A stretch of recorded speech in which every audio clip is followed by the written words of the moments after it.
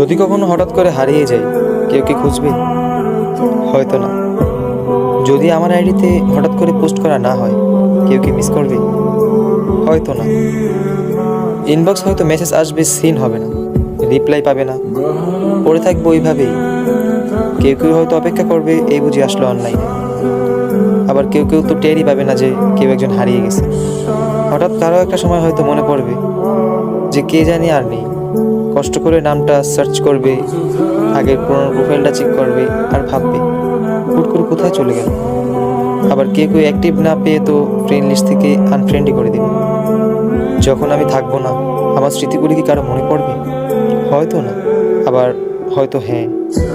তবে হারাতে হবে, হারাতে হয়।